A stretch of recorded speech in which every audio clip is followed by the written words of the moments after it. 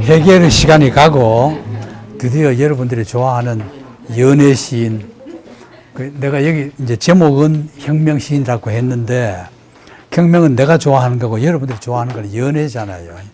연애 시인 하이네를 공부하겠습니다. 근데 왜 하이네를 연애 시인이라고 하느냐? 왜 그럴 것 같아요? 예? 연애 시를 제일 잘 썼어요. 그리고 내가 고등학교 때 하이네 시집을 본 거는 다 연애 시입니다. 그래서 나는 정말로 연애 시인인 줄 알았어요. 근데 나중에 연구를 해보니까 완전히 혁명 시인이에요.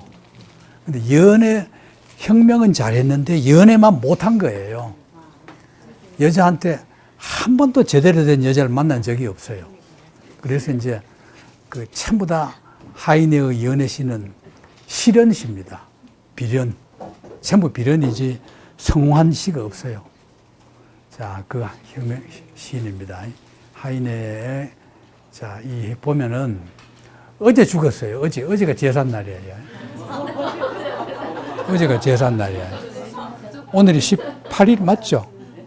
오늘 18일이죠. 그러니까 제삿날이 하루 전에 지내니까 엊그제가 제삿날이야. 그 여러분들이 드시는 건 하이네 제사떡이야. 제사떡으로 드시면서 하이네 공부를 좀 열심히 하자 말이에요. 저 생긴 거 보면은 연애 못하게 생기지 않았어요? 아, 그러지 않죠. 가만히 보세요. 자꾸 그러지 말고. 입이 작고 좀 뭔가 눈에 좀 우수가 있는 게 좀 그래요. 눈썹이 저렇게 가깝고 저러면 관상학적으로 뭐라 그래요? 가족운이 없다 그래요. 가족운이야. 눈썹이 이렇게 딱 붙은 걸 가족운이 없다 그래요. 자, 그런 걸 염두에 두면서 이건 물론 이제 사진이 아니고 그림이지만은 넘어가면은 전 세계에서 제일 사랑받는 시인입니다. 이 애송시가 제일 많은 시인 하이네예요. 왜 그러냐? 로렐라이. 세계 교과서에 로렐라이 안 나오는 음악 교전이 없거든요. 바로 그 작사자잖아요. 거기서부터 괴테의 2배 그 곡이 붙은 게 6,000곡이라는 겁니까. 그 다음에는 독일에서는 아주 극단적인 열광과 혐오 이 딱이 대립되어 있어요. 하이네 가면 좋아하는 사람과 싫어하는 사람. 이 유대인이거든요. 유대인이에요. 세계 문학 사상 저렇게 인기 있는데도 욕먹는 건 하이네밖에 없어요. 저 정도 이름이 있으면은 다른 단점이 다 묻혀서 넘어가거든요. 예를 들면 네루다, 파브로 네루다 공산당이거든. 철저한 공산당원이에요. 칠레. 근데 네루다 하면 여러분 네루다 씨 좋으면 좋은 거지. 아이 그 공산당 싫어 이런 사람 없잖아요. 근데 하이네는 안 그래요. 하이네는 다른 나라에서는 다 사랑을 받는데 독일 자기 고향에서는 지금도 미워하는 사람이 있다 말이죠. 참 이상한 시인이죠. 자, 그걸 보면은 지금 이제 여러분들이 하이네 들어가기 전에 여러분 자료에 없으니까 요건 이 얘기 잘 들으세요. 이게 하도 재밌어서 내가 제일 앞에 넣었는데 기념상을 저렇게 이름 있는 시인인데 고향에 잘생긴 동상 하나 없어요. 반대파 때문에. 지금도. 그렇거든. 왜 그러냐. 1887년에 파울 하이제라는 소설가입니다. 굉장히 파울 하이제는 괴테 이후에 독일 국내에서는 제일 독자가 많았던 소설가예요. 파울 하이제라고. 이 소설가가 제안해서 기념사업회 하자. 호소문 냈어요. 하자마자 격렬한 반대운동이 일어나요. 그런데 애독자가 누구냐? 이 참 복이 있어요. 연애실 사람은 어떤 글을 쓰든 연애를 다뤄야 돼요. 글 쓴 사람들. 여러분도 수필가로 유명하려면은 반드시 연애를 다뤄야 됩니다. 달콤한 시, 연애시 써야 되고 소설, 연애소설 써야 돼요. 그래서 그 소설가들도 웬만한 사회 비판 소설 쓴 사람들도 중년 넘어서면은 꼭 연애소설 다 쓰고 싶어 해요. 근데 아무나 쓰는 게 아니거든요. 연애소설은 그것도 거기에 맞는 기질이 있어야 돼요. 여러분도 연애 수필을 달콤하게. 피천득도 보면 그 여자에 대한 글 많지요. 그 모든 피천득 수필의 잠언 중에서 제일 많은 건 여자에 관한 겁니다. 그러니까 키는 조그만하고 지는 못생겼는데 얼마나 여자를 일생 동안 그리워하다 죽었는 게 피천득인가를 알 수 있어요. 수필 보면은. 그런데 이제 이 황후가, 엘리자베스 황후가 5만 마르크, 그러니까 어마어마한 돈인 것 같아요. 그때로는. 그래 했는데 기독교 사회연맹에서 반대합니다. 전체 독일 민족의 치욕이다. 이런 언론들이 막 찬반, 뭐 보수 진보 나눠져 가지고 이제 막 치열하게 논쟁이 벌어졌어요. 이게 바로 후원한 황후거든요. 이 황후, 예? 뭐요? 빨리 질문 있으면 해요. 빨리. 이 황후는 바이에른 공주예요. 그런데 오스트리아 황제 프란츠 요셉 1세에게 시집을 갔단 말이죠. 갔는데 이 여자는 이제 여러분들이 자세히 보세요. 그 당시 그 전 유럽 황실에서 최고의 미녀, 제일 허리가 가는 여자. 허리가 19, 20인치였다니까. 19, 20인치면 지금 어때요? 여러분 허리 얼마고? 예? 아니, 19, 20인치면 얼마나 돼요? 어? 요만해요? 그러기 위해서, 그러기 위해서 이제 굉장히 다이어트를 많이 했대요. 다이어트도 엄청 하고 뭐 노력했는데 어쨌거나 그런데 이제 그렇게 얼굴만 미녀인 게 아니라 생각도 그렇게 이뻤어요. 완전히 진보파입니다. 완전히 그 당시의 계몽주의 뭐 이런 거 다 겪어가지고 뭐 루소도 좋아했고 뭐 그래 다 해가지고 그러니까 하이네를 좋아한 거예요. 그 연애시만이 아니라 하이네의 사회 비판시까지를 다 좋아한 겁니다. 그래서 그 보통 좋아하는 게 아니고 열렬하게 좋아했어요.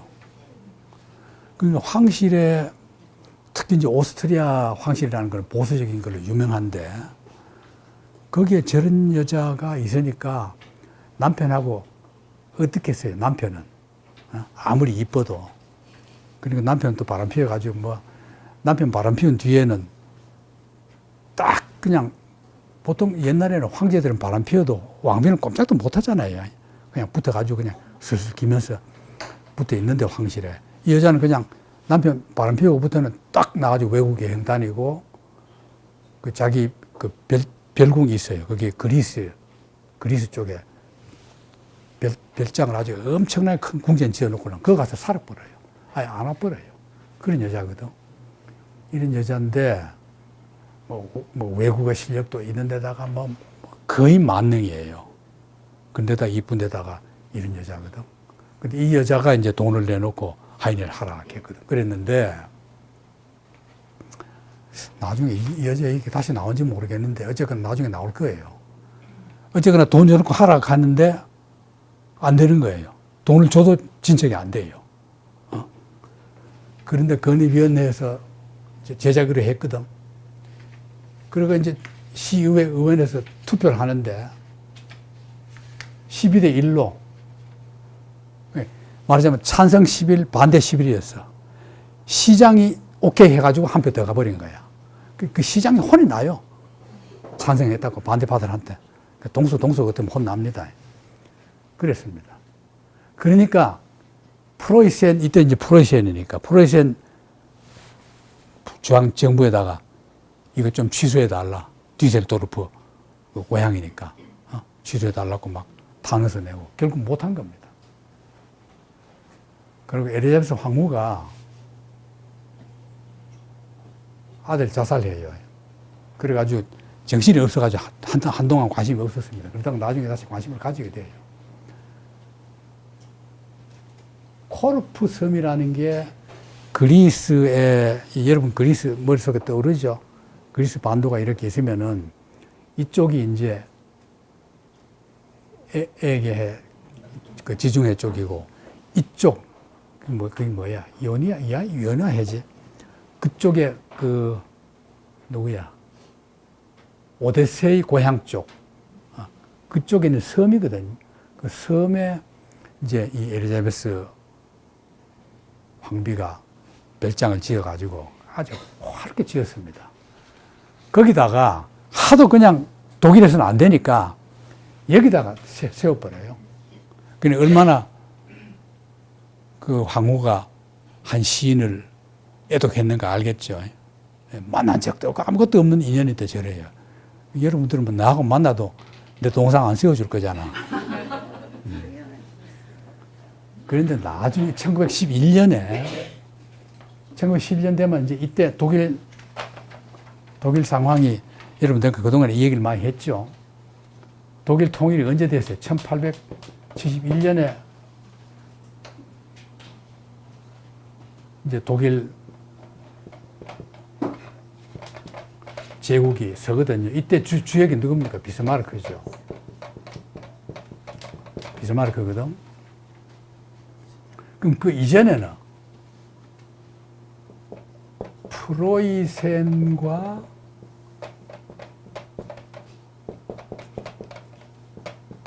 오스트리아 33개 영주 국가, 영방 국가들이 있는데 그 중에서 저 두 영방 국가가 제일 힘이 셌다 이 말이에요.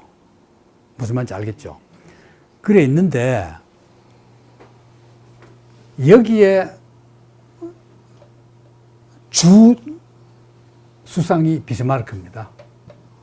이 비스마르크가 통일 운동을 하는데 이전에 이제 33개로 나눠져 있을 때 이제 그때 이제 독일 모든 학생 운동의 기본이 민주화, 맞아 왕을 없애라. 그 다음에 통일, 33개 영방국을 한 나라로 만들어라. 이거는 그 두 개 일어나는데 비스마르크 그 프로이센이 중심이 돼가지고 관세 동맹을 맺어요. 그 관세 동맹이라는 게 뭡니까? 33개 영방국가를 지내갈 때마다 세금을 냈거든. 해결할 때 얘기했죠. 지내갈 때마다 세금 내고 여권 보여주고 했다 그랬죠. 관세 동맹 맺어가지고 여권 하나 가지고 다 되도록 했단 말이죠. 그런데 오스트리아와 몇 개 나라가 가입 안 해요. 나중에 결국 다 가입해버려요. 근데 오스트리아는 끝까지 안 했거든. 근데 비스마르크가 볼 때는 오스트리아까지 통합해서 하기에는 오스트리아가 너무나 힘도 세고 전통도 있고 이쪽 왕가보다 더 양바이고 유럽 왕가의 영향도 있고 이렇단 말이에요. 오스트리아가. 이래가지고 비스마르크가 통일운동 할 때 학생운동권에서 둘로 나누어져요. 대독일 통일운동과 소독일 통일운동. 대독일 통일운동은 오스트리아까지 합쳐라. 합스부르크까지 합쳐서 하나로 해야 된다, 독일은. 소독일 통일운동은 비스마르크가 한 거예요. 오스트리아 빼버려라. 오스트리아 넣으면은 잘못하면 주도권이 그래 넘어갈 수도 있어요. 그러니까 비스마르크 주동돼가지고 통일하는 겁니다. 이때 통일 제일 반대한 게 누구냐? 프랑스야. 프랑스. 우리나라가 지금 남북 통일하는데 제일 배 아픈 게 누굽니까? 일본이야. 일본이 배가 제일 아파. 일본은 맨날 반대하잖아요. 두 번째 배 아픈 건 중국. 세 번째는 미국. 네 번째는 러시아. 그 세계 4강국이 다 반대해요. 다섯 번째는 한국의 지금 야당, 한국의 지금 태극기 부대들. 이 사람들이 제일 반대, 이 사람들이 오히려 금메달일지도 몰라. 통일 반대. 그러니까 나라 꼴이 되겠어요. 그래서 이래요. 이러니까 비스마르크가 어떻게 하냐면은 아예 프랑스 쳐들어가 버려요. 이게 프로이센 프랑스 전쟁입니다. 쳐들어가서 프랑스가 패배했거든. 패배하고 독일 통일 선언을 베르사유 궁전에서 해요. 우리도 나중에 남북 통일한 뒤에 일본 동경 국회에 가서 대한민국 통일 만세하고 만세 불러야 돼. 그만큼 어려워요. 한 나라 통일한다는 게. 이걸 여러분들이 좀 상식을 알아두시라고. 저런 시대거든요. 저런 시대인데 통일해버렸거든요. 한 뒤에, 이거 1911년이면 뭡니까? 통일된 독일 제국이에요. 힘이 셀 때거든. 그럼 이제, 여러분, 이 수염 가지고 카이젤 수염 가죠. 그 주인공이 빌헬름 2세입니다. 이 빌헬름 2세가 바로 1차 세계대전을 일으킨 전범이야, 전범. 근데 이 빌헬름 2세가 왕위에 오르자마자 비스마르크를 해임시켜 버립니다. 근데 이미 그 충신을 해임시키면은 그 왕은 앞날이 뻔해요. 충신을 해임시키면. 왜냐하면은 비스마르크는 통일한 뒤에 그 정책이 뭐냐면은 우리 지금까지 나라가 나누어져서 너무나 고생했다, 국민들이. 전쟁 준비도 하고 막 싸우느라고 고생했다. 그러니까 지금부터는 내실을 다지면서 좀 국민들 편안하게 해주고 복지도 하고 조용하게 지내자. 근데 저 왕은 젊은 놈이 왕이 되자마자 제국주의. 우리나라가 더 부강해지려면 남은 나라 쳐들어가야 된다. 그걸 비스마르크 목 잘라버려요. 그래서 전쟁 난 겁니다. 만약 비스마르크 그냥 했으면은 1차 세계대전은 없을 수도 있어요. 그만큼 정치가라는 게 중요한 역할을 합니다. 어쨌든 그 전염이 됐거든. 그러니까 어때요? 하인에 밉지요. 그러니까 기념상 제거해버린 겁니다. 모든 거 다 제거해버려요. 이제 대충 알겠지. 그러니까 독일 내에 있던 모든 기념상들이 어디 가느냐? 투롱 식물원에 있대요. 이건 나도 못 봤어요. 참 웃기지 않아요? 그런데, 예? 봤어요? 그래요? 사진 좀 찍어 오시지. 아, 있어요? 아, 그래요? 그러니까 사람들이 보고, 하이네가 뚜렁에 온 적도 없는데 왜 여기 이런 기념사에 있느냐. 이 얘기를 알고 보면 이제, 얼마나 독일에서 학대를 받다 세울 데 없으니까. 그것도 예찬자들도 어지간하죠. 못 세우면 놔두지. 그것까지 가서 또 해가지고, 참 애독자들 못 말려요. 세워놨대요. 이게 아까 말한 그리스, 그 섬에 있는 그 궁전입니다. 예. 이거는 뚜렁이 있는 거예요. 저래 생겼어요? 기억 안 나요? 뚜렁 식물원에 있는 거예요. 자, 근데 이 황비가 그런 진보주의자니까 본인은 진보주의인데도 불구하고 어쨌거나 밖에서 볼 때는, 왜냐하면 저 당시는 독일이 이미 독일이나 유럽 전체가 1848년 이후부터는 1848년부터 한 1920년대까지는 거의 혁명의 시대입니다. 뭐 혁명 세력들이 막 전 유럽에 막 움트고 있을 때거든. 특히 무서운 사람, 제일 무서운 사람이 누구예요? 여러분 중에 제일 무서운 사람이 누구예요? 위도 아래도 없는 사람. 누굽니까? 아나키스트. 무정부주의자. 그 무정부주의자는 다 니힐리스트거든요. 허무주의자들이거든. 국가도 필요 없다 그런 사람들이거든요. 막갑하죠. 그 아나키스트 세력들이 있었는데 이 여자는 자기가 너무나 떳떳하니까 경호에 약해요. 시녀 하나만 데리고 막 여행 다니고 다 다녔대요. 그럼 이제 이 스위스에 이제 한 테러리스트가 연구를 해본 거야. 누구 하나 죽이긴 죽여야겠는데 누굴 죽이느냐. 왕을 죽이고 싶은데 왕은 너무나 경호가 철저해서 안 돼. 근데 마침 이 여자가 스위스 와 있는데 여행 중인데 물론 이름 바꿔서 하고 여행해요. 이름 바꿔가지고 시녀 하나만 데리고 여행하는 거야. 그걸 알고는 이놈이 테러리스트가 그걸 안 거야. 정보를 알고는 저 그림 봐요. 시녀가 저 옆에 떨어져 있죠. 이게 시녀거든. 떨어지는데 이게 이제 테러리스트예요. 이게 이제 죽인 방법이 뭐냐면은 가는 바늘을 길게 특수 제조해가지고 이래 지내가면서 이렇게 하면서 심장에 딱 찔러버리는 거예요. 이렇게. 그럼 처음엔 모른대요. 따끔하고. 한참 가다 보니 피가 절절 나거든. 그럼 결국 죽어버리는 거죠. 사람 팔자 아무것도 아니에요. 자, 이건 뭐, 저 여자가 영화도 됐고, 이 여자 일생이.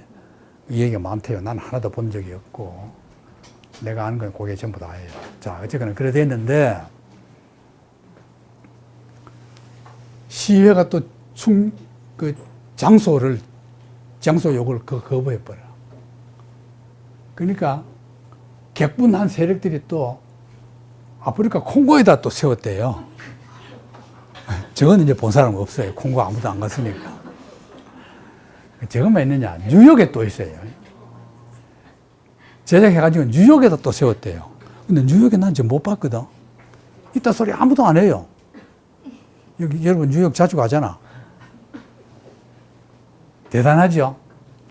어떻게 저렇게 애독자가 많을까? 이게 뉴욕에 있는 거래요. 이거는 로렐라의 상이고 이게 하이네예요. 로렐라의 지금 작사자가 하이네니까. 2차 대전 때는 그 히틀러 1933년에는 하이네를 책을 태우면서 로렐라의 작사자를 다 미상으로 했어요. 내가 초등학교 때 그 우리 형이 중학교 다닐 때 음악 책을 보니까 작사자, 미상, 작곡자는 그 누구야? 질런가 누군가 작사자 미상으로 나왔어요. 그게 뻔히 하이네인데 히틀러 집권에서는 하이네라는 이름도 못하게 한 거야. 그럼 못하게. 박근혜보다 훨씬 나쁘죠. 이런 겁니다. 나중에는 이제 뭐 프랑크푸르트에다가 뭐 함부르크에다가 이제 막 다 세웁니다. 세웠는데 나중에 이때 할 때는 뭐 1차 대전 끝난 뒤 아닙니까? 하부터만 민주화된 거죠. 이때는 이제 뭐 하이니만, 토마스만, 슈니칠러, 업튼 싱크레어 이건 미국 작가거든. 이건 러시아 작가고 온 세계적인 대문호들이 다 하이네를 지지해서 이제 상을 세우게 된 겁니다. 이게 이제 책 사는 겁니다. 나치가 불살을 때 하이네 작품 소각했거든. 저게 1934년 5월 10일이에요. 나는 저 날짜가 하도 중요해서 날짜까지 외우고 있는데 5월 10일에 이제 베를린의 이 광장에서 나 베를린을 나도 몇 번 가봤는데 저건 놓쳤어요. 못 봤어요. 그전에 나도 저걸 몰랐어요. 이번에 나도 처음 알았는데 그 광장에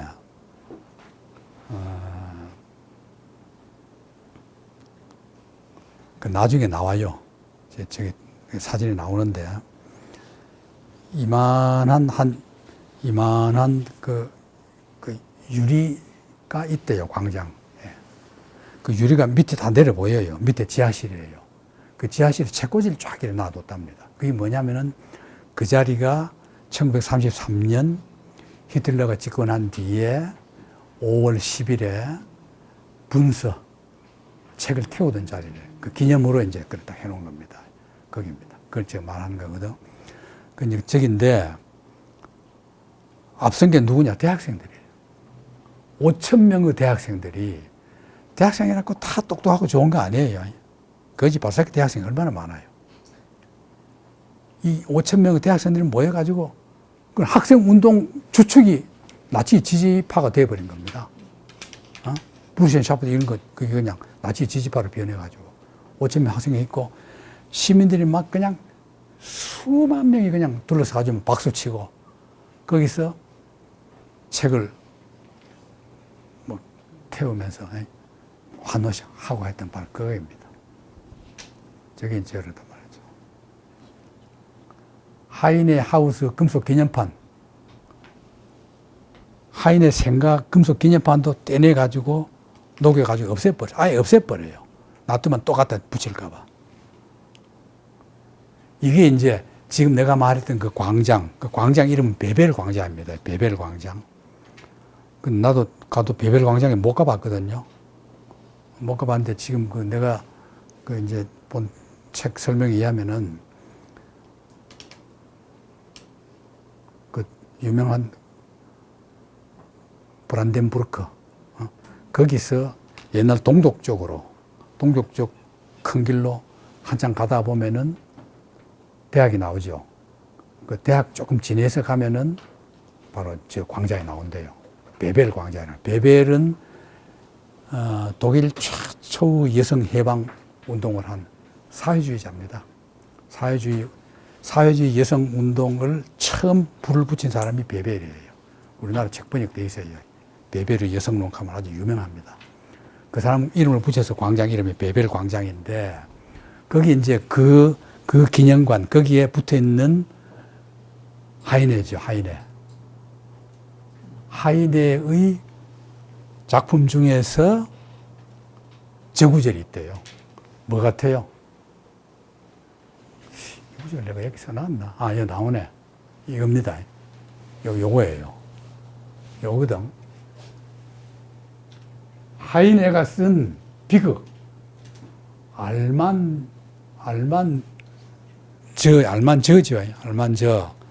알만저라는 희극입니다, 희극. 희극이 아니라 희곡, 비극입니다. 비극. 드라마죠. 이때 쓴 건데, 이 내용이 뭐냐면은, 회교도와 기독교 남녀가 연애예요. 연애하는데 기독교, 회교도가 연애 못하게 하잖아요. 회교도 못하게 하고. 그러는데 이제 기독교 쪽에서는 회교도 코란을 태우거든요. 코란을 태우는 장면에서 하이네가 모든 책은 똑같아요. 책은 평등하거든. 다 책이 존재할 권리가 있어. 히틀러를 그렇게 욕하지만 나우 투쟁 아직도 우리가 보잖아. 그런 거거든. 그래서 이제 책을 태우는 것은 여기 나와요. 이게 이제 독일어고.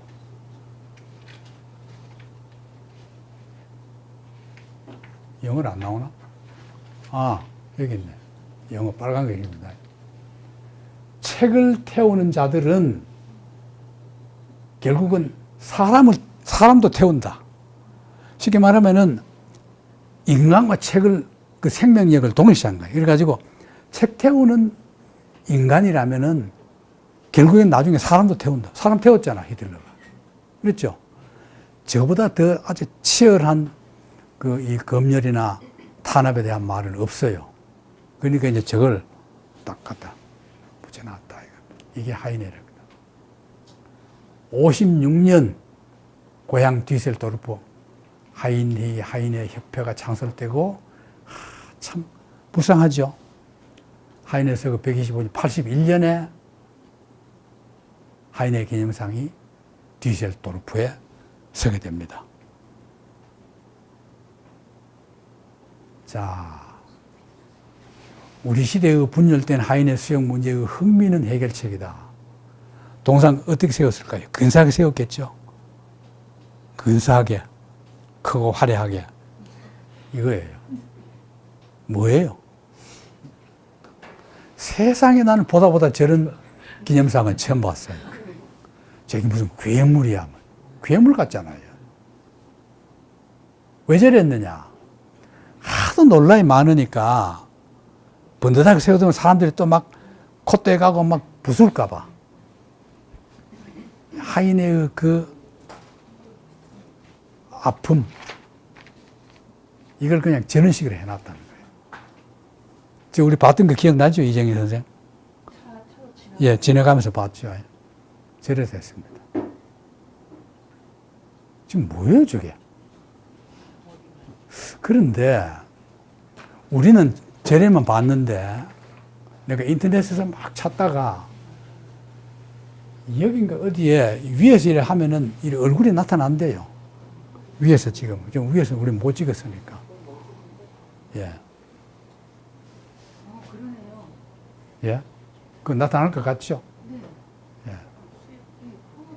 예. 위에서 하면은 나타난대요. 자, 그런데 그 위대한 비스마르크가 괴테와 나란히 언급될 수 있는 유일한 민요의 시인이다. 그 민요가 특히 독일적인 문화 형식이라는 사실을 어떻게 그대들은 이해할 수 있는가? 저렇게 옹호를 했어요. 정치가는 저 정도 돼야죠.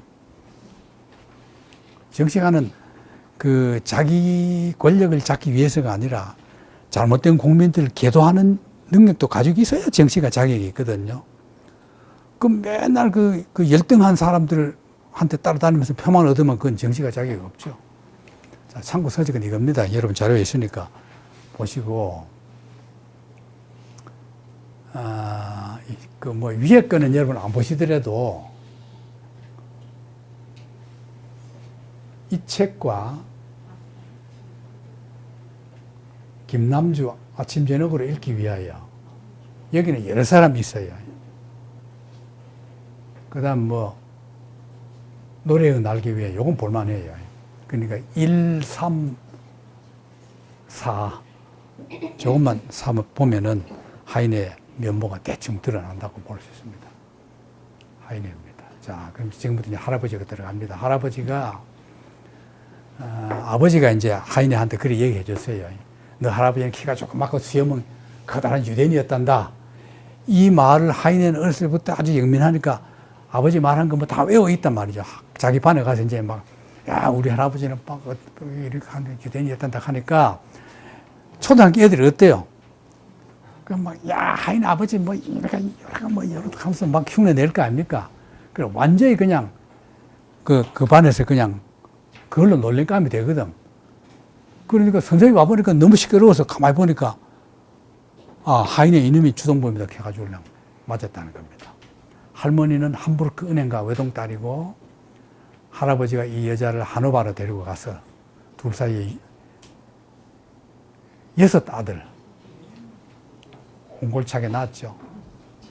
할아버지가 죽으니까 할머니가 그 6 아들 데려다가 이제 하노바 갔거든. 근데 나중에 할머니한테 들은 이 얘기에 의하면은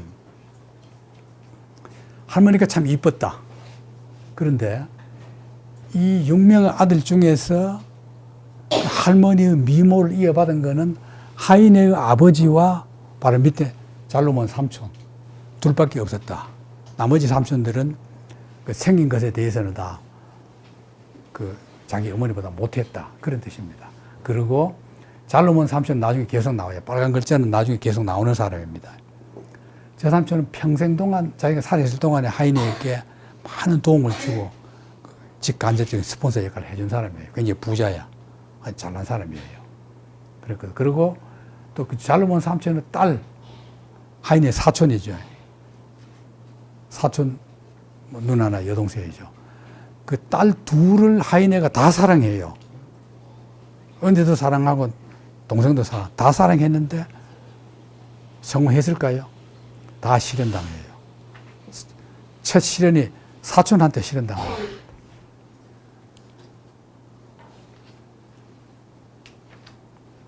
아버지 잠존 하이네 하노바 공국에 근무했어요. 왕자를 수행해 가지고 프랑스 혁명 초기에 병참 상사를 했어요.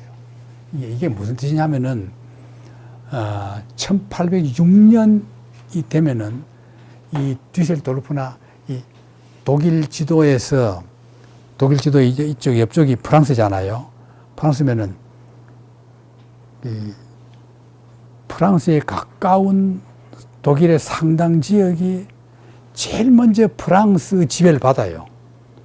아예 나폴레옹군이 쳐들어가 가지고 아예 다 바꿔버립니다. 왕도 바꾸고 이 행정구역을. 왜냐면 나폴레옹 들어가기 전에는 300여 개의 영주 국가였거든요. 그걸 나폴레옹이 들어가서 33개로 통폐합했으니까 얼마나 바꿨겠어요. 지 마음대로야. 그냥 나폴레옹 마음대로 그냥 바꿔가 통폐합했단 말이죠. 그런 뜻입니다. 그랬는데 이제 여기서는 하노바죠. 하노바. 왕자 아버지가 수행원이 돼가지고 이제 거기 독일의 군인들이 프랑스군이 외국 침략 나가면 그거 따라다니는 거야. 그거 가서 이제 하는데 왕자하고 친구니까 먹고장교입니다. 먹고장교. 우리나라도 먹고장교라 그러죠. 먹고장교. 이래가 막 프랑들이나 막 이 유럽 쪽 원정관한테 따라다녔다. 프로이센에서는 먹고장교를 밀가루벌레라 그런데요. 밀가루벌레라는 건 아무 일도 안 하고 반반 축내는 거. 그 밀가루벌레. 저기 좀 과학적이죠. 그 왕자의 장난감이죠. 왕자가 더 이상 아버지가 필요 없어. 왜? 좀 철대로 보니까 이거 뭐 아무 쓸데도 없거든. 이러니까 이제 위험한 도락에 빠졌는데 고등 마술, 연극 여주인공 후원, 말과 개, 동물 애호가가 돼가지고 탐욕합니다. 그래서 막 말을 막 기르고, 개를 막 수십 마리 기르고, 말도 수십 마리 기르고, 그 돈을 아무리 벌어도 말과 개한테 돈 다 써버려. 어머니는 의사딸, 에밀 애독자예요. 그럼요, 책을 뭐 읽느냐? 거지 같은 거 만 권 읽어도 아무 쓸데도 없거든. 그럼 에밀 하나 딱 보면은 이 사람 에밀 애독자만 육아법부터 달라져요. 진보주의자가 돼가지고, 루소주의자가 돼가지고. 왜냐하면 저 당시에 에밀에서 모유법을 강조하거든요. 모유법. 그래서 에밀을 본 여자들은 자기 애미, 자기 젖을 애기, 그전에는 그걸 안 하고 유모한테 맡기고 귀족들 다 그랬잖아요. 아니면 뭐 딴 젖, 우유 이런 거 미국 이랬는데, 루소가 그게 나쁘다. 모유가 애한테 제일 낫다. 그 주장이 루소거든요. 그래, 루소의 에밀을 보고 그걸 본 여자들은 다 모유법 하는 거예요. 외삼촌은 의사였는데 이렇게 죽어버렸고. 이 어머니가 유태인인가요? 예. 아니, 이 집 다 유태인이에요. 예, 다 유태인이에요. 아버지고.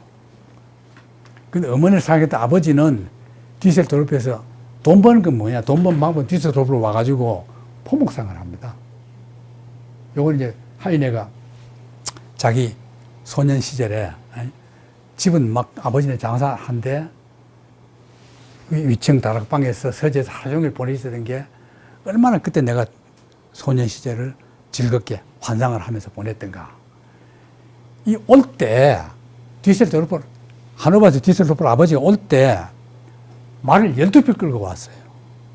그러니까 아버지가 얼마나 황한 인간인가 알겠죠. 개도 수십 마리 끌고 온 거야. 그리고 이제 어머니는 진보주의자니까 똑똑하니까 이 남편 말 듣다가는 집안 망하겠거든요. 그래가지고 남편을 설득해가지고 저걸 다 말 팔고 다 없애요. 그 파니까 누가 제일 억울해요? 마부가. 그래, 4발 달린 재산이 아무런 소득이 안 된다.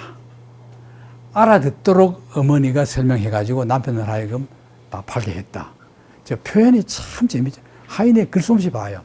4발 달린 짐승이 재산에 아무런 소득도 안 준다. 저런 표현을 여러분 보고 하인의 재주를 알아요. 근데 가장 어려운 건 뭐냐? 말은 팔면 됐는데 마부를 해고해야 되는데 저절로 해결돼요. 어떻게 해결되느냐? 아버지의 금회중 시계와 감나가는 보석을 가지고 지발로 그냥 해고 안 하고도 걸어 나가버렸어. 사냥개도 한 마리만 남겨놓고 모두 해고. 이것도 봐요. 팔았다 소리 안 하고 해고했다. 이게 하인의 기지입니다. 풍자한 거예요, 풍자. 그러다가 이제 시민 시민이 왕을 보호하는, 근위대라는 왕을 보호하는 군대거든. 만드니까 아버지가 또 그 부대 장교로 뛰어가지고 합니다. 지휘관자기로 하는데, 아버지가 저런 사람이니까 아버지는 무조건 호인이야. 그럼 저 군대가 규율이 있을까요?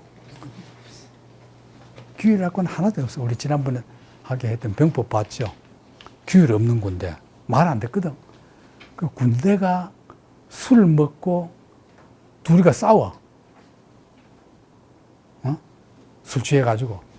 봐요. 두 경병이 만나자 상대방 술주정군을 지도 취해가지고 술주정군 채박에 들어가요. 너도 취했네.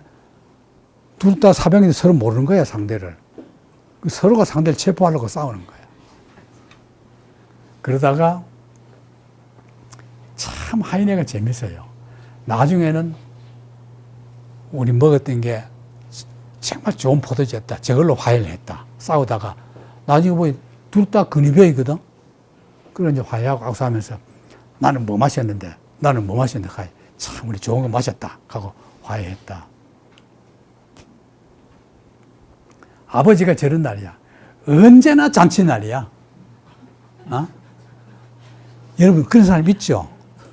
참 항상 그냥 우리 마을에도 있어요. 저런 사람 몇 사람 있어요. 항상 그냥 뭐 웃으면서 뭐 야 뭐 술 한잔 하러 가자 하지 뭐 지 돈도 없어. 지가 내지도 않아. 사람 끌어먹고는 막 먹도록 해놓고는 신명나게 해놓고는 진 돈도 안 내. 그럼 꼭 돈 된 사람이 또 있어요. 그런 사람이에요. 아버지는 머리가 아닌 가슴으로 생각했다. 그러니까 여러분들도 아버지에 대한 글을 쓰려면 저런 걸 좀 본받아요. 깊이 관찰해야 되거든. 관찰하면 반드시 저렇게 재밌는 글이 나와요. 표절을 해도 돼요. 인용을 하고. 꼭 우리 아버지는 하인의 아버지 닮았다 하고는 하인이는 이렇게 말했다. 그래 쓰면 되거든. 그럼 얼마나 유식하고 좋아요. 상냥한 가슴, 입술 주위로 떠돌며 앞서 언급한 엄숙함과 너무나 우스꽝스럽게 대조를 이루던 아버지의 미소는 착한 마음씨의 달콤한 반영. 이 문장을 보십시오. 착한 마음씨의 그냥 반영이라 되는데도 그다 달콤한 반영. 저렇게 글이 그냥 탁탁하고가 맞잖아요. 그 다음에 이제 언어에 대한 문제가 나옵니다. 나도 독일어는 모르니까 난 독일어는 그 대학교 1학년 때 조금 하다가 중간에 그만둬버렸거든요. 중국까지 하락하는데 시간표가 도저히 안 맞으니까 못했어요. 근데 하노바, 아버지는 꼭 하노바 사투리를 써요. 하노바가 그 영주 국가의 수도거든. 왕실도 있고 이러거든. 그러니까 수도 마을은 아무래도 제일 품격이 있잖아요. 우리나라가 서울말 표준을 하듯이. 아버지는 그 마을에 가지고 있는. 근데 보통 사람은 그 잘 모르죠. 여러분, 아버지 말투 가지고 글 한번 써보자. 한번 써봐요. 있거든. 이 문장이요. 언어, 아버지가 쓰는 언어 하나를 가지고 수필 한 편이 돼요. 자기 회상록에 쓴 글 분량이. 지금 보십시오. 일부러 내가 이걸 길게 인용했어요. 독일어가 가장 좋아. 어린 나이를 통해 나의 귀가 독일어의 훌륭한 발음에 익숙해질 수 있었다. 이게 뭐냐? 아버지 덕이다. 커서는 물론 커서 느낀 거지만은 커서 느낀 걸 써도 되거든요. 어렸을 때 그랬다는 걸. 그런 반면에 뒤셀돌프는 어떠냐? 라인강 하류 뭐가 뭔지 모를 잡탕말이 뒤셀돌프에서 아직 그런 대로 참을만 하지만은 이 지도 나중에 나와요. 뒤셀돌프보다 더 남쪽이 쾰른이거든. 그거 가면은 구역질 난다. 그 하노바까지 말은 좋은데 내려가면서 말은 완전히 개구리 울음소리 같다고 뒤에 개구리 나와요. 뒤셀돌프 말에서는 네덜란드 늪을 꽥꽥거리는 개구리 울음소리가 넘어가는 과도기가 느껴져. 그러면 이제 네덜란드 사람들도 싫어할 거 아닙니까? 하이네를. 그것도 달래요. 어떻게 달래느냐. 물론 네덜란드 말에 깃들어 있는 독특한 아름다움을 부정하려는 것은 결코 아니다. 욕은 하면서 또 달래요. 이게 글 쓰는 기술입니다. 나는 다만 네덜란드 말의 아름다움을 알아들을 귀가 내게 없다는 것을 고백하고 싶을 뿐이다. 참 말 잘하지요? 저러니까 네덜란드 뻔히 욕을 하는 거거든. 근데 저래 말해요. 그 다음 또 네덜란드 애국적인 언어학자들 주장처럼 우리가 사용하는 독일어가 타락한 네덜란드 말에 불과하다는 것을 어쩌면 사실지 모른다. 네덜란드 여겨놓고 보니까 그게 아니고 네덜란드 국어학자들은 자기들 말이 참 우아하고 좋다 그러거든. 근데 잘못 욕하면 안 되니까 어쩌면은 네덜란드 말에서 타락한 게 독일어다. 근데 네덜란드 말이 독일어하고 비슷한 모양이죠. 이거 그래가 이제 비유를 들어요. 원숭이가 인류 조상이라고 하는 어느 세계 시민적인 동물학자의 주장을 연상시킨다. 그 의견에 따르면은 인간은 다만 교육받은, 아니지, 지나치게 많은 교육을 받은 원숭이일 뿐이다. 참 비유가 돼요. 저런 게 명분입니다. 그걸 저렇게 여러분 발상하는 법을 배우세요. 여러 개를 그냥 쭉 이렇게 나열하지 말고 한 사실을 가지고 쫙 이렇게 깊이 파고들란 말이에요. 논리적으로. 심층으로 파고들란 말이에요. 만약에 원숭이들이 말을 할 수 있다면 그들은 인간들이 변질된 원숭이들일 뿐이라고 인류는 타락한 원숭이라고 주장할 것이다. 원숭이들이 볼 때는. 왜? 원숭이보다 훨씬 거짓말 잘하거든. 독일어가 타락한 네덜란드라는 네덜란드 사람들 주장처럼. 문장이 어때요? 저것만 해도 이제 많이 배웠죠. 하이네 좋아할 만하죠. 나는 여기서 만약에 원수들이 말할 수 있었다면이라는 표현을 썼다. 그런데 우리는 원숭이가 말이 없다고 생각하는데 세네갈 흑인들은 원숭이들이 우리와 똑같은 인간이라고 우리 인간들보다 더 영리하다고 확신하고 있다는 겁니다. 그럼 왜 원숭이가 말 안 하느냐? 만약에 원숭이들이 말한다는 걸 알면은 인간들이 원숭이를 잡아가지고 부려먹을 거다. 그럴 것 같지 않아요? 그렇기 때문에 원숭이들이 인간들은 모섬이 되지 않기 위해서 일부러 말 모른 척 한다. 그랬으려면 저 정도 해야지. 그냥 안 그런데 저래 말하는 거야. 그 얘기입니다. 재밌죠? 이게 글이에요. 이게 글의 매력입니다. 인간은 변질되는 원숭이다. 그 뒤셀도르프 독일어 발음 사투리 하나 가지고 저렇게 쭉 추리해 나가는 겁니다. 내가 그 인연이 좀 긴데도 불구하고 여러분들 위해서 일부러 그걸 다 인용했거든. 길게. 아버지는 시민 근위대이기도 하고 또 돈 많은 사람들 보면 뭐 청소년 돕기 우리나라도 보면 다 그렇죠. 청소년 돕기 뭐 은평구 위원회 돈 많은 사람들 감투 다 한 11개 써가지고 돈 여기다 갖다 뿌리고 여기다 갖다 뿌리고 하잖아요. 뭐 이웃 돕기 협회 뭐 고문하고 뭐 여러분은 그런 게 몇 개 들었어요. 들지 마세요. 들지 마시고 그런데 내일 돈 있으면 한국 사문에 좀 내세요. 이거 가지고 막 돈을 도와주는데 그 돈 받은 할머니 아들은 맨날 하인을 못 살게 굴어. 애비는 그 집을 도와주는데 그 아버지 덕에 먹고 살면서도 맨날 그 아들은 하인에. 자, 객지이기 때문에 아무 친척도 인적도 없이 외로웠다. 그런데 맨날 잔치날처럼 사는 게 아버지다. 어머니는 뭐 의사딸이니까 의사딸답게 하인회를 황실에 근무하는 인간, 관료죠, 관료. 이때라. 하다가 경제 위기가 오니까 법률가 되라. 그것도 안 되니까 나중에 성직자. 목사도 좋다. 단 절대 글은 쓰지 말아라. 이랬거든. 근데 어머니가 저러면 안 돼요. 되지 마라 소리를 안 해야 돼.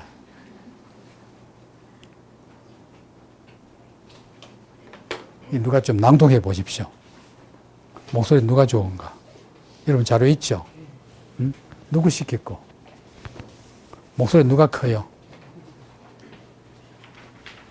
자료 있나? 제일 없죠? 저걸, 자, 이 마이크, 예? 한번 읽어보세요. 큰 소리 읽어보세요. 나의 어머니, 미친 듯이 망상을 쫓으려 저는 당신 곁을 떠났습니다. 저는 온 세상을 남김없이 구경하고 싶었습니다. 그리고 혹시라도 다정하게 껴안을 수 있는 사랑을 만날 수 있을까 알아보고 싶었습니다. 모든 골목길에서 저는 사랑을 찾아 헤맸으며 모든 문 앞에서 두 손을 내밀곤 했습니다. 그리고는 조금만 사랑을 보태달라고 했지요. 하지만 웃으면서 그들이 준 것은 차가운 증오뿐이었습니다. 제 남자들이 저래요, 아들들이. 다 그 어머니, 아버지 사랑을 벗어나서 다 헤매다가 보면 결국은 증오만 느끼고 있죠. 다 계속해서. 그래도 저는 사랑을 찾아 헤매었습니다. 언제나 사랑을 구했지요. 하지만 한 번도 사랑을 찾지 못했습니다. 그래서 병들고 슬픔에 젖어 고향으로 돌아왔습니다. 하지만 어머니, 그곳에서 당신이 저를 맞아주셨습니다. 그리고 당신의 눈 속에서 헤엄치고 있던 것, 그것은 오랫동안 제가 찾아 헤맸던 그 사랑이었습니다. 참 시 좋지 않아요? 시가 저래야 돼요. 제가 여러분 인용할 만하죠? 수필에서. 어머니가 가지고 막 뭐 해봤자 이게 이제 사랑의 측면에서 어머니를 본 겁니다. 그걸 이제 세상에서 다 찾아 헤맸는데 결국은 내가 찾던 사랑은 어머니의 사랑이다. 그렇게 딱 돌아오는 거죠. 자, 뒤셀도르프. 사남매 중 맏아들. 어릴 때 이름은 하리. 하리가 그 영어에서는 헨리래요. 헨리. 하이네. 지금은 노르트 라인 베스트 팔렌주의 주도고 라인 루르 지방의 중심지고. 이거 보십시오. 아까 나왔죠? 하노바는 여기거든. 여기 이제 왕실이 있단 말이죠. 여기는 이제 독일어 발음이 좋아. 뒤에서 이만큼 내려갔거든요. 프랑스가 가깝죠. 뒤셀도르프가 아주 빨리 프랑스 나폴레옹 집에 들어가서 제일 먼저 개몽이 돼요. 개몽이 됩니다. 됐거든. 쾰른 아까 쾰른 가면 말이 형편없다 그랬죠. 뒤셀도르프부터 더 남쪽이야. 베토벤 고향 본 더 남쪽이야. 이 발음이 독일어 발음이 나쁘다. 그런 뜻이란 말이에요. 딱 알겠죠? 이게 독일입니다. 자, 프랑크푸르트, 하이델베르크, 민헨은 남쪽, 라이프치, 베를린 이래 돼 있단 말이에요. 그 수도는 이제 프로이센 수도는 베를린이죠. 베를린. 자, 1806년에 나폴레옹이 완전히 지배를 해버립니다. 이 도시를, 뒤셀도르프를. 바이에른 왕국은 막시밀리안 1세 요세프. 영지를 프랑스에 아예 맡겨버려. 왕들이 저래요.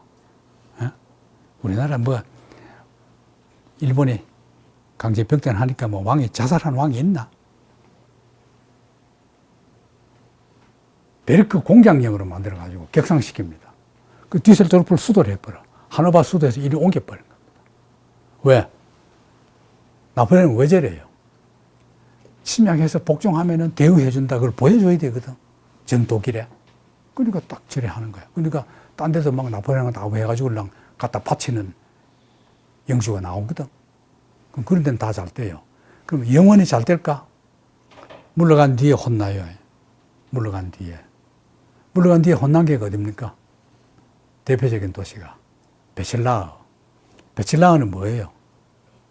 젊은 베테를 슬픔의 롯데의 고향이죠. 괴테가 바로 출장 가서 했던. 그게 원래 고등법원이 있던 아주 유서 깊은 도시였는데 그 나폴레옹이 아부한 도시거든. 그래 끝난 뒤에 법원에 옮겨가 버려요. 그렇단 말이죠.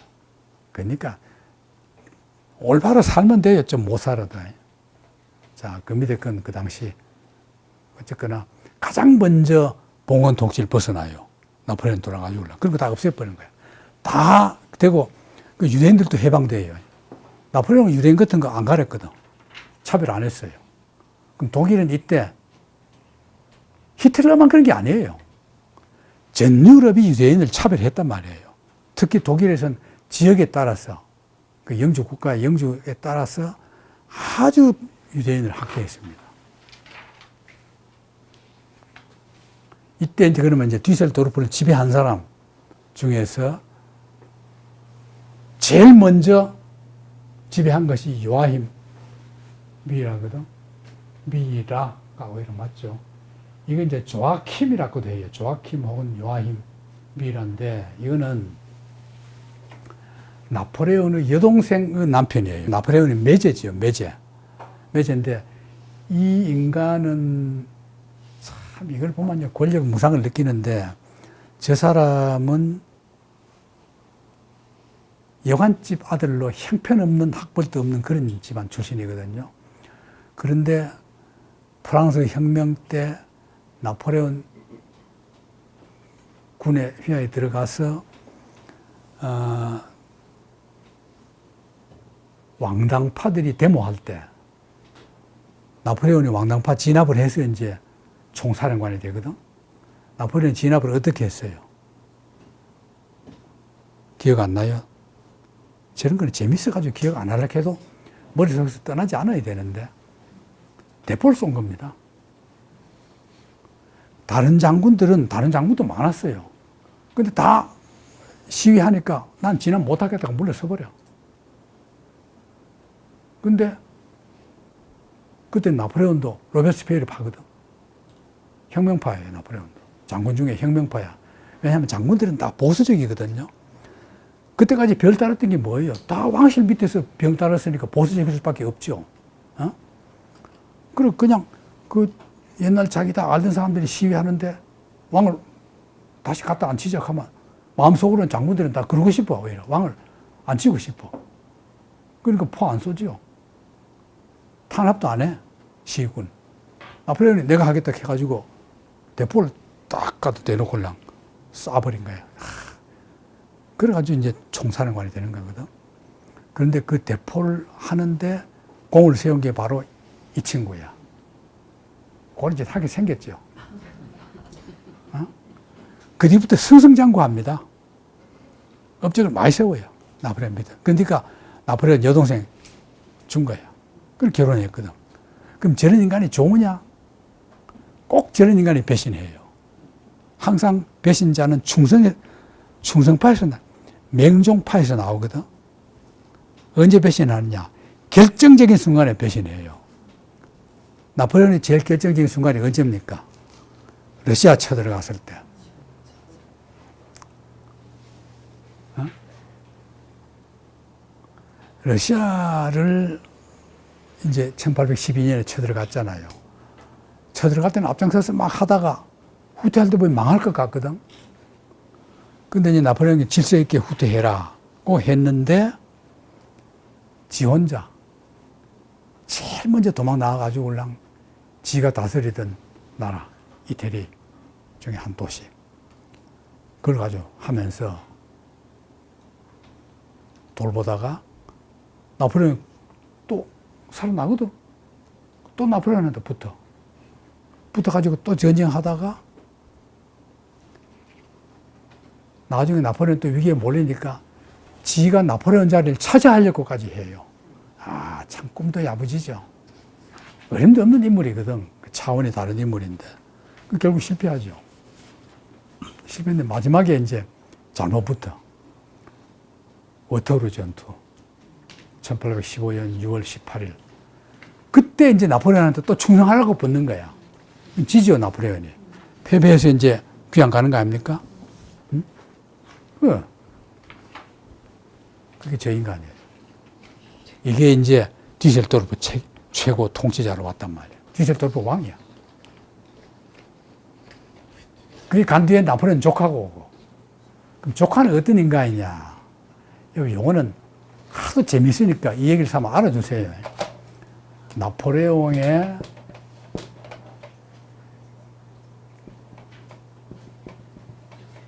천바누라가 조세핀이잖아요. 조세핀은 전 남편이 있거든.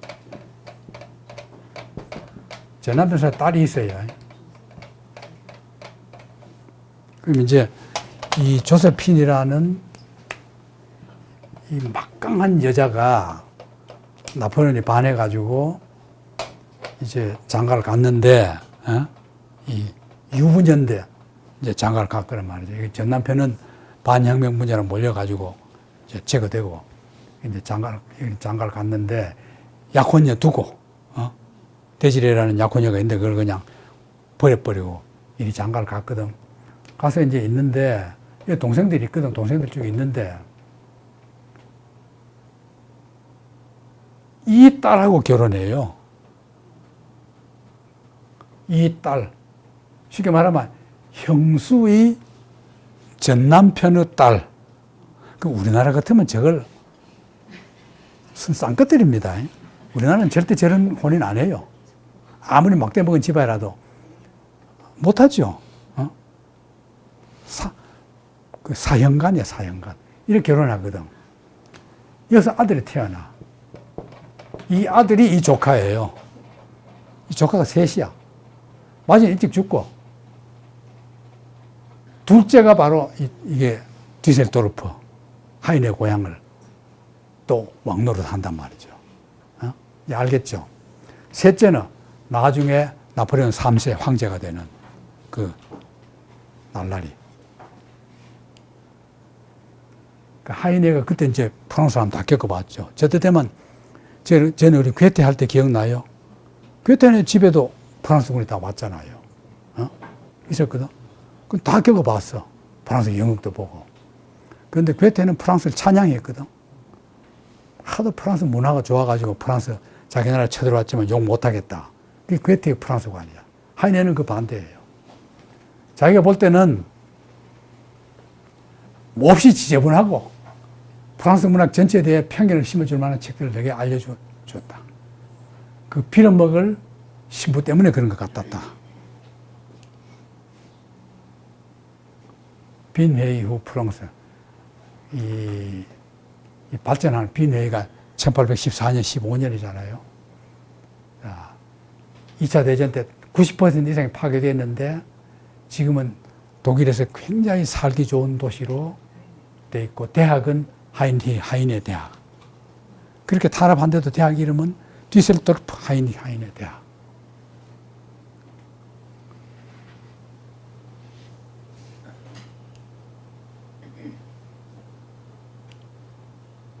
이 도시가 이제 음악으로는 이 사람들이 유명합니다. 슈망은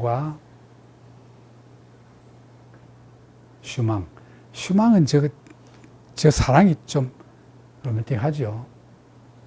슈망이 여기 이제 시민 악단 그 단장이 돼가지고 잠깐 있었다고 이제, 왜냐하면 이 도시 출생 음악가는 없어요. 없으니까 이제 도시 다녀갔다고 이제 막 이제 슈망을 받드는 거야. 받들어 가지고 아름다운 5월에 하이네 시 원가사 여기다가 이 원가사에다가 16편 곡을 붙여요. 1번이 아름다운 5월에.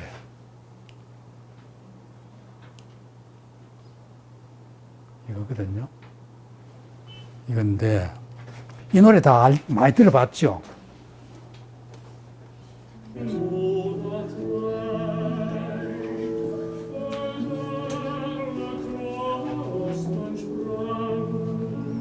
들어봤죠? 많이 들어봤죠? 요거 시절에 이 5월을 노래 안 하는 시인은 독일에서는 거의 없거든요. 5월을 다 노래하는데 우리나라는 5월을 별로 노래 안 해요. 우리나라 5월을 제일 많이 글로 쓴 사람은 비천덕이고 노천명이고, 또 누가 생각나요? 별로 안 하죠. 여러분도 5월을 가지고 수필 한번 써봐요. 할 말 많죠? 근데 나는 괴테의 5월의 노래보다 이게 더 나아요. 괴테 거는 너무 좀 자기적인 데 비해서 이 노래를 보면 5월인데도 저 곡에 어떤 애수와 간절함이 있죠. 5월 가면 그냥 완히 뭐 이것뿐이 아니라, 왜 그래요? 실현자니까, 실현당했으니까. 그러니 멘델스 존도 여기를 다녀갔어요. 여기도 이제 악단 단장을 한번 맡아가지고 지내가지고, 멘델스 존은 이제 노래의 날개 위에 저걸 합니다. 자, 이게 우리 하이네 하우스입니다. 뒤에도르프에 남아있는 우리가 가봤던 하이네 하우스예요. 근데, 바로 이제, 여기거든요. 여긴데, 세계에서 제일 볼 거 없는 집이 하이네 하우스예요. 왜 그런가 알겠죠? 명칭만 있고, 아무것도 없어요, 볼 게. 참, 안 됐죠. 누군가는 모르지만은, 하이네를 좋아하는 한 사나이야.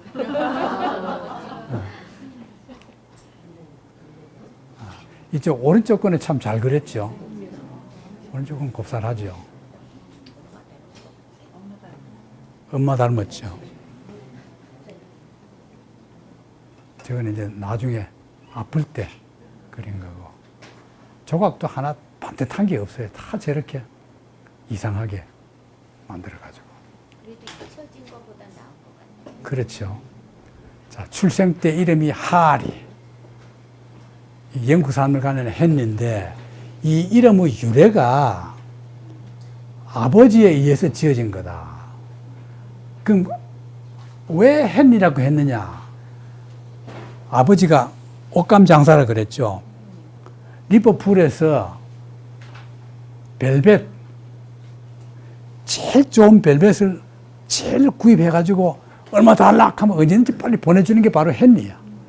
그러니까 쉽게 말하면 자기 단골, 거래처. 그걸 가지고 자기 아들 이름에 헨리를 집어넣었다. 이게 하인의 주장이에요. 아버지가 진짜 그랬는지 아니면 뭐 헨리가 좋아서 그랬는지 몰라. 그래가지고 별명이, 그래가지고 근데 원래 벨벳이 원래 이름이 맨체스터라고 불렀다 그래요. 나도 이거 보고 처음 알았어요. 하인의 회상록 보고. 그래가지고 어렸을 때 하인의는 하리 이렇게 불렀대요. 저게 이제 애들이 막 저를 부르면 이제 하인의가 화내고 싸움해요. 바르미치 여동생. 잘생겼죠? 동생. 이 동생은 나중에 비엔나에서 신문 발행인이 됩니다.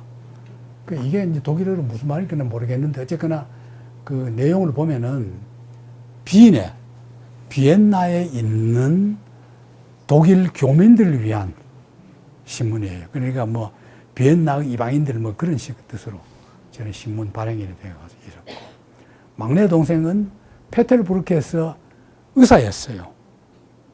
그밖에 더 뭐 알 필요도 없죠. 자, 오늘 여기까지 하인의 출생을 봤고, 지금부터 이제 다음 주에는 이제 학창 시절 얘기를 하게 될 겁니다.